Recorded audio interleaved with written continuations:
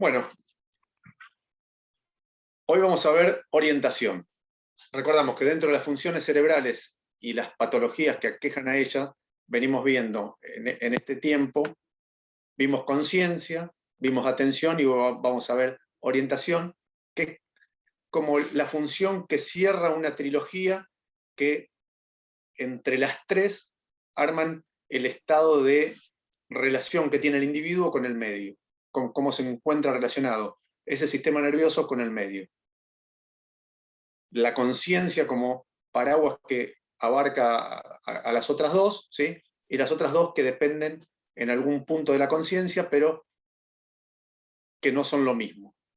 La idea es que cuando termine este curso, o cuando termine estas tres clases, y como profes de psicología, o como personas que sabemos un poco más que el común de la gente acerca de estos temas, sepamos diferenciar, ¿sí?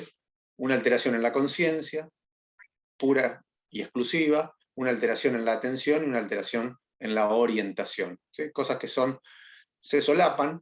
Hay obviamente alteraciones que abarcan a las tres, entonces es difícil saber cuál fue la primera, si el deterioro de la conciencia, el deterioro de la orientación, o cuál está primando en ese deterioro. Pero sí podemos saber cuál es el componente, ¿sí? Bueno, falla esto porque falla la conciencia, ¿sí? No puede responder a su nombre, no puede responder a su edad, no puede responder dónde está, bueno, tiene una alteración en la conciencia. No puede dirigir determinadas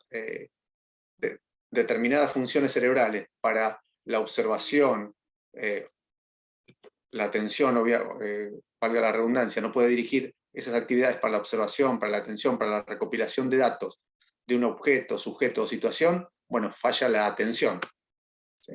Y hoy vamos a ver cuándo falla la atención. La orientación, perdón. Esperen que voy a achicar acá. Bueno, en la imagen inicial de la presentación de la clase, nos da la idea de qué es la orientación, ¿sí? Una persona que tiene múltiples caminos para seguir, ¿sí? Y que no tiene claro por cuál seguir. Vamos a ver en el transcurso de la clase la definición de orientación para diferentes tipos de ámbitos en el que nos movamos, ¿sí? Obviamente que nos va a interesar la definición psicológica de la orientación, la definición psiquiátrica o clínica de la orientación, porque estamos viendo justamente eso, funciones cerebrales y sus patologías.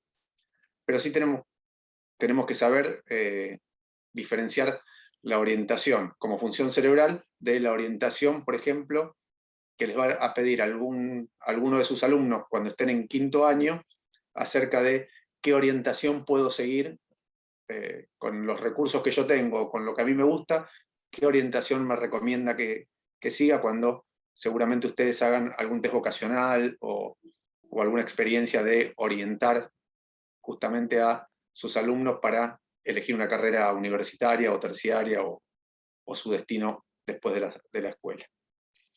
Bueno, ¿qué es la orientación entonces? ¿Sí? Bueno, vimos que es el conocimiento del medio ambiente y de sí mismo, de la persona, en un momento determinado. Hasta ahí me suena muy parecido a la conciencia, ¿sí? Si recuerdan la definición, era eso, era el conocimiento que tenía la persona del medio ambiente, de sí mismo, en un momento determinado. Hasta ahí es la conciencia. ¿Dónde se diferencia la conciencia? En la segunda parte, ¿sí? Que permite al sujeto dirigir actividades de acuerdo a sus intereses y necesidades. Por lo tanto, si en la definición está incluida la definición de conciencia, vale decir que la mayor parte de las veces que tenga una alteración en la conciencia va a cursar con una alteración en la orientación. Lo cual no es lo mismo que decir que siempre que yo tengo una alteración en la orientación voy a tener una alteración en la conciencia. ¿Se entiende la diferencia? Para no hacerlo monótono y plomo y ver si alguno se durmió o se suicidó. ¿Qué ejemplo se les ocurre de una alteración en la orientación y que la conciencia esté intacta? no tengo ningún problema en la conciencia está bien, o sea, el conocimiento del medio ambiente, de mí mismo en un momento determinado, está bien, pero está alterada la orientación, o sea, no puedo dirigir mis actividades de acuerdo a mis intereses y necesidades. Profe, ¿puede ser, por ejemplo, cuando uno se pierde en algún lugar? Ahí en ese caso pasaría la orientación, pero la conciencia está bien. Perfecto, ese es el ejemplo más clásico, ¿sí? Voy a un lugar que desconozco y después de dar algunas vueltas, no tengo ni idea para dónde está el norte, para dónde está el sur, para dónde está el lugar donde yo inicié mi camino o para dónde está el lugar al que yo me dirijo.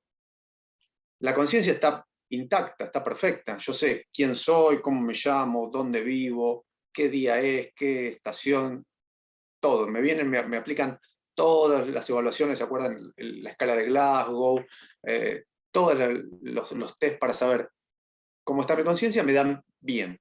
Sin embargo, no sé bien para dónde tengo que ir. No tengo idea para dónde. Bueno, en ese caso estoy desorientado. ¿Por qué? Porque no puedo dirigir, sí, mis actividades a un fin o de acuerdo a mis intereses. Mis intereses son volver a mi casa o llegar a mi lugar de destino, según el ejemplo que me da la compañera. Eso no lo puedo hacer porque no tengo la orientación necesaria. Y eso puede ocurrir por condiciones del medio, porque me perdí en una montaña que nunca fui y la geografía me da esa situación que no me permite orientarme, o puede ser por alteraciones del propio individuo. En ese caso estamos hablando de una patología. Sí, alguien me quería preguntar algo. Sí, yo. Dale. Quería saber en el ataque de pánico, ¿qué es lo que está en juego? En la crisis de pánico, el término ataque de pánico suena así muy, muy televisivo, muy de Netflix, pero en algún momento se usó, ¿sí? para remarcar una situación paralizante, pero rápidamente se dejó de usar porque el término no es correcto, ¿sí? El término ataque, en realidad, en la medicina, no. Un ataque cardíaco a nadie se le ocurriría decir, ¿sí? Un ataque de depresión a nadie se le ocurriría decir, va, por ahí a mi vieja sí, pero porque, porque nunca fue a la facultad, pero en un término académico a nadie se le ocurriría decir la palabra ataque. Bueno, con el pánico pasa lo mismo. No es un término muy académico. Sí, la crisis de pánico, ¿sí? Que ahora en la actualidad se está utilizando como sinónimos la crisis de ansiedad o ansiedad extrema como sinónimo de la crisis de pánico, y sinónimo del ataque de pánico, si quieren, que viene a representar lo mismo, ¿sí? Que es una situación paralizante asociada a un aumento de la ansiedad que el organismo no puede controlar. ¿Y qué pasa cuando la ansiedad toma el comando? ¿Sí? Puede alterar cualquiera de estas funciones que venimos viendo. Hasta ahora vimos 3, las por ahí más difíciles de darnos cuenta, o cualquiera de las que vamos a ver, ¿sí? Pueden alterar la conciencia, pueden alterar, ahora les explico en qué grado la conciencia, pero pueden alterar algún grado de conciencia, pueden alterar la atención, seguro que alteran la atención, pueden alterar la orientación, pueden alterar la palabra, pueden alterar la memoria, pueden alterar el sueño, pueden alterar el apetito, pueden alterar todas las funciones cerebrales que vamos a ir viendo, ¿sí? Y generar cualquiera de las patologías, de los abanicos de patologías que vamos a ir viendo en cada una de ellas. ¿De qué va a depender? Y bueno, va a depender de las vivencias de cada uno y a cuáles de estas funciones, ¿sí? tengan más relación con el momento emocional que está pasando que está pasando el paciente que padece esa crisis de ansiedad. ¿Sí? Sí, profe, sí. Porque también varían los signos y los síntomas, ¿no? No es Claro. siempre lineal en todas las personas idénticos. No, por lo que les digo. Va a depender, va a generar una alteración en las funciones cerebrales. En general, puede alterar todas, pero en particular va a alterar más dependiendo de las vivencias, los umbrales de cada una de las personas, ¿sí? Si la persona es una persona de esas que son muy verborrágicas, de hablar mucho, muy expresivas, es muy probable, ¿sí?, que tenga una alteración de ese tipo, exacerbando eso, ¿sí? Por el contrario, si la persona es una persona muy retraída, callada, muy tímida, ¿sí?, es probable que altere en más eso, o sea, que se vuelva más retraído, más, o al revés, ¿sí?, que muestre una personalidad opuesta a lo que es en el momento que no está padeciendo esa crisis de ansiedad. Pero puede alterar cualquiera o puede alterar todas las funciones cerebrales que estamos viendo en este tiempo. Con respecto a la alteración de la conciencia decía que iba a hacer alguna aclaración, nunca se altera profundamente la conciencia, ¿sí? Por eso algunos pacientes que ingresan a la guardia con crisis de ansiedad, o si quieren, ya que vino la pregunta por ese lado, con un ataque de pánico, que entran aparentemente desmayados, ¿sí? Nosotros tenemos formas de buscar signos y síntomas, ¿sí?, que nos separen un paciente en coma de un paciente con una crisis de ansiedad. El paciente con crisis de ansiedad nunca, ¿sí?, tiene una alteración profunda de la conciencia, o sea, nunca va a estar en coma. Aunque esté con los ojos cerrados, no nos hable, a pesar de que lo estimulemos, le preguntemos 100 veces el nombre, la edad, no abra los ojos, a pesar de que le presionemos el pecho o lo pinchemos con algo, siempre va a haber algún signo de conexión que nos va a dar la pauta de que no es un paciente en coma, ¿sí?, es un paciente conectado con alguna alteración en la conciencia superficial. Bueno, seguimos adelante entonces. ¿Contestó lo que me preguntaban? Profe, Y gracias, profe. Sí. una preguntita. ¿Puede ser que a las personas zurdas el tema de la orientación les cueste un poquito más? ¿Puede ser que sea un rasgo? Bien, no, desconozco en profundidad si hay algo fisiológico. A priori no, ¿sí? Las personas zurdas van a tener, obviamente, un doble esfuerzo en la orientación, porque el mundo está hecho para los diestros, ¿sí? Entonces, todo lo que vamos a ver a nuestro alcance está preparado, ¿sí?, para lo opuesto, para el espejo nuestro, ¿sí? Entonces, si vamos a agarrar una taza, se me presenta al revés. Si voy a tener que escribir, la escritura es al revés. Si tengo, no sé, que abrir una ventana, bueno, todas las cosas, las actividades de la vida diaria están preparadas para personas diestras. Entonces, las personas zurdas, ¿sí?, ya van a tener la realidad invertida. Entonces, van a tener que hacer un proceso de orientación adecuado a su... No es una patología ser zurdo, ¿eh?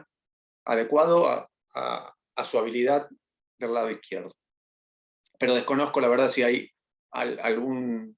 No, a priori te diría que no, porque no es una patología ser zurdo. Bien, seguimos entonces. ¿Quedó claro esto? Acá está el nudo de la clase. Si entendemos esto, las patologías son fáciles de recordar para los que lo leyeron y demás, pero entender esto.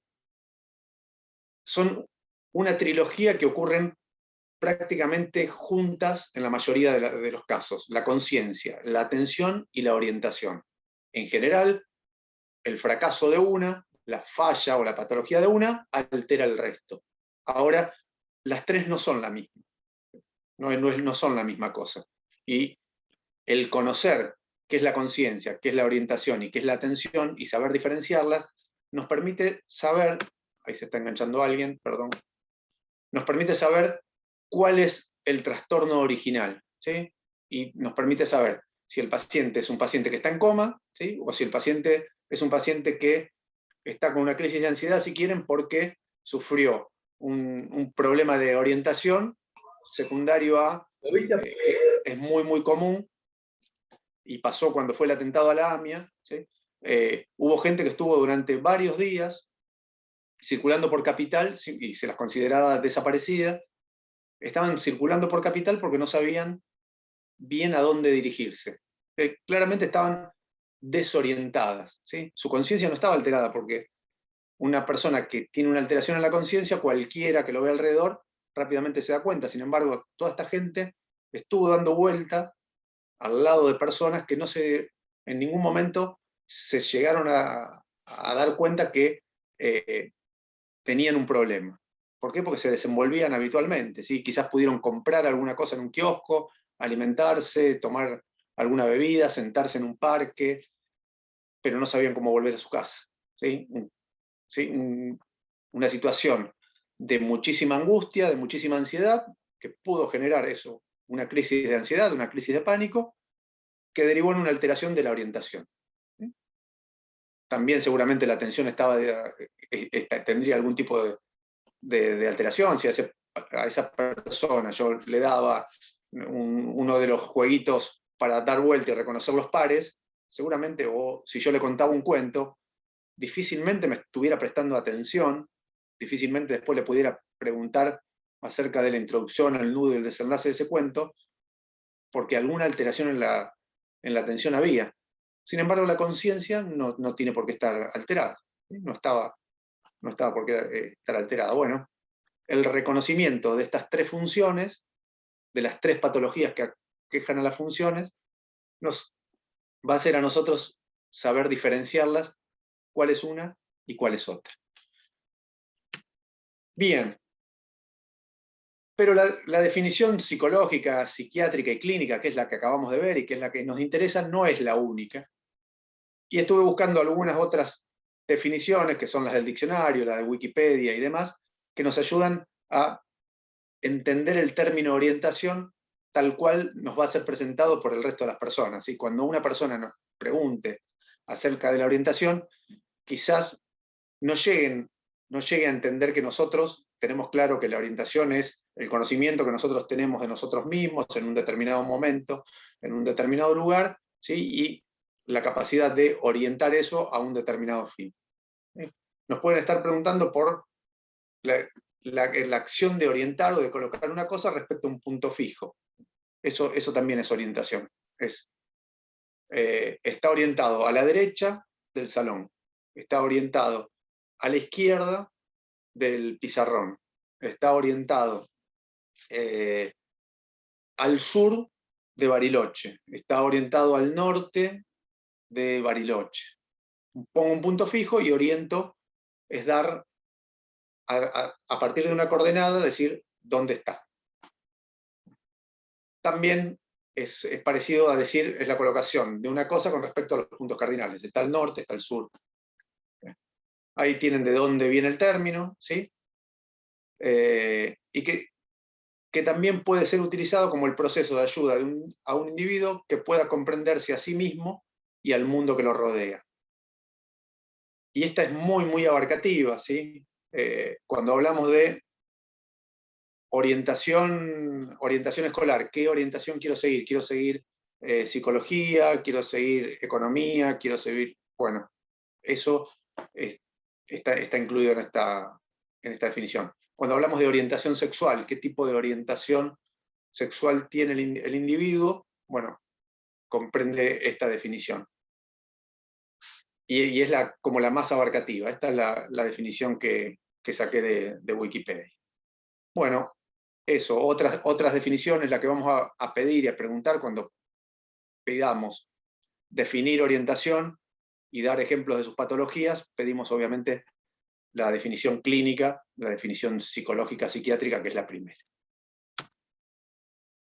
Bien, y esto simplemente para compartirlo con ustedes, cuando nos ingresa un paciente y tenemos que hacer el análisis de cómo está su sistema nervioso, arrancamos la frase si está bien, si no tiene ningún tipo de alteración en el sistema nervioso, si no es un paciente que viene por alguna patología psicológica, alguna patología psiquiátrica o alguna alteración en la conciencia, decimos que el paciente está lúcido, decimos que está lúcido, vigil, orientado en tiempo, espacio y persona. Escribimos eso así.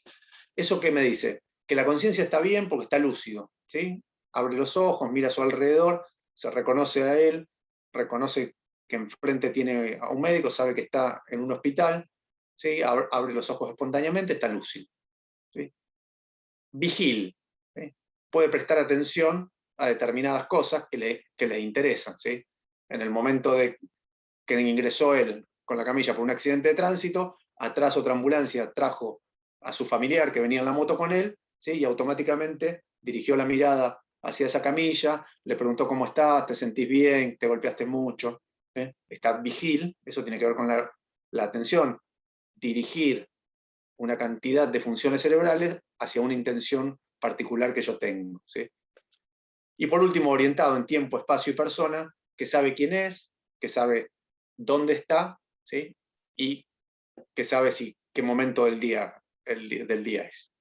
Esa frasecita la van a encontrar un montón de veces en historias clínicas o incluso en informes, en los legajos de sus chicos que vengan de parte de un neurólogo o de un psiquiatra. Es una frase que siempre está cuando la cosa está bien. Cuando la cosa está alterada, el lúcido se reemplazará por alguna de las patologías de la conciencia, el vigil por algunas de la atención, y el orientado en tiempo, espacio y persona será desorientado. Puede estar desorientado en el tiempo, puede estar desorientado en el espacio, o puede estar desorientado en la persona, o puede estar desorientado en todo. Bueno, y lo último que vamos a decir son acerca de las patologías, ¿sí? Las patologías se dividen en tres.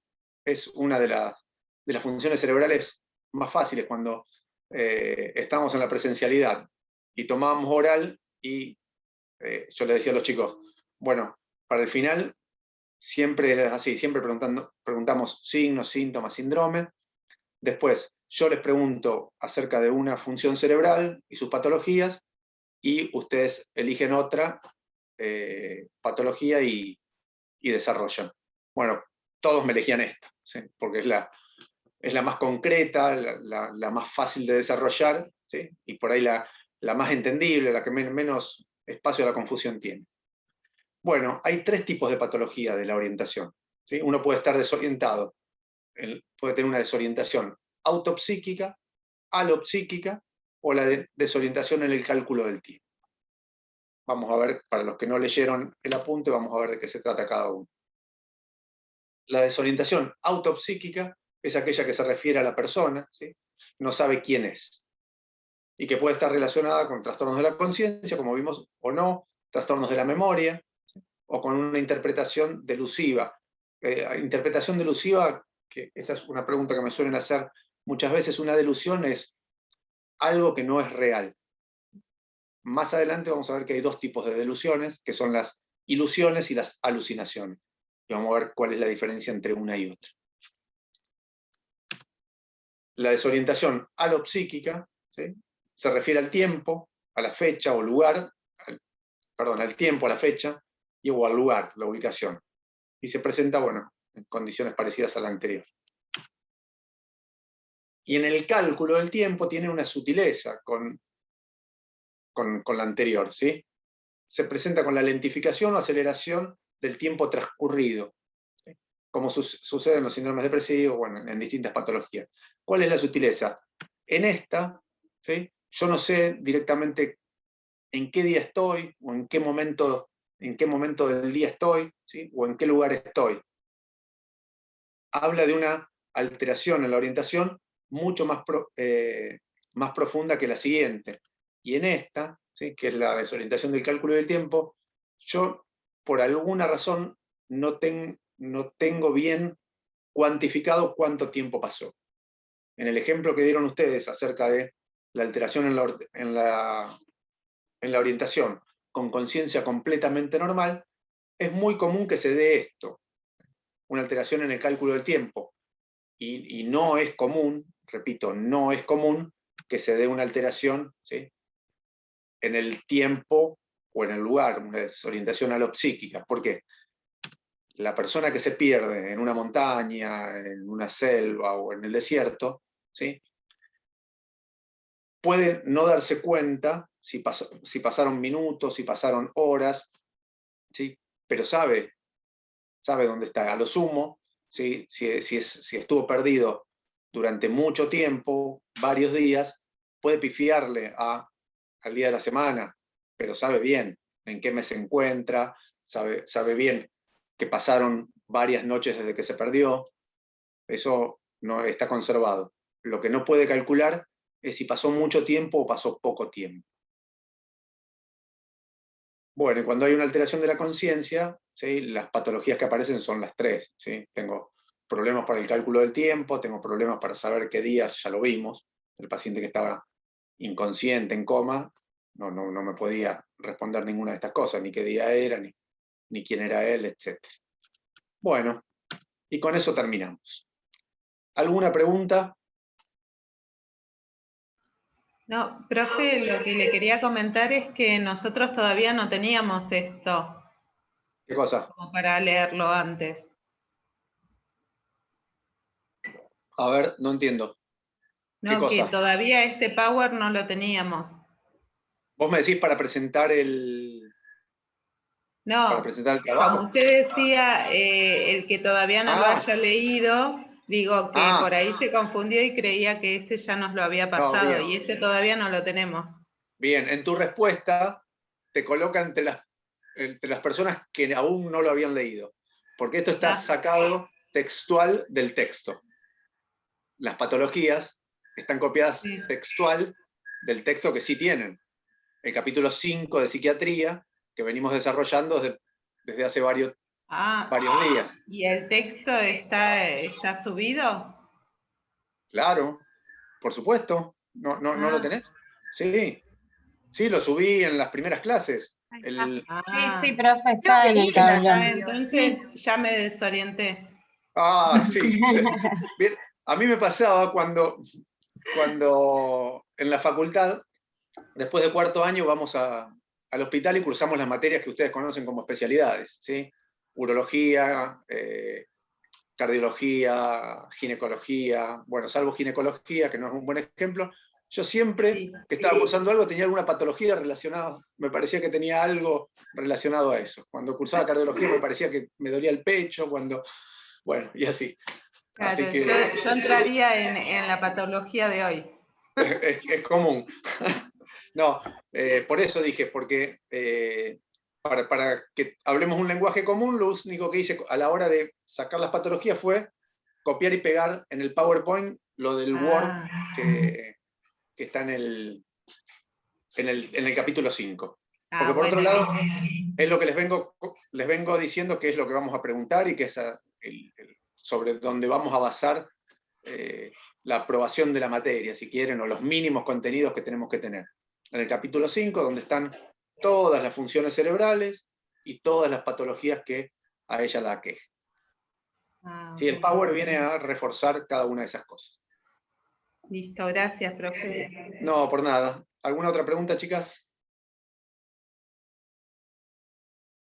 Bueno, ahora les mando, a través de la delegada de Hilda, les mando el Power y el cuestionario, que no tiene grandes sorpresas, es definir orientación, ¿sí?, nombrar las patologías de la orientación, ¿sí?, y explicar cada una de ellas dando ejemplos. Eso va a ser de acá en más hasta que terminemos el resto de las funciones.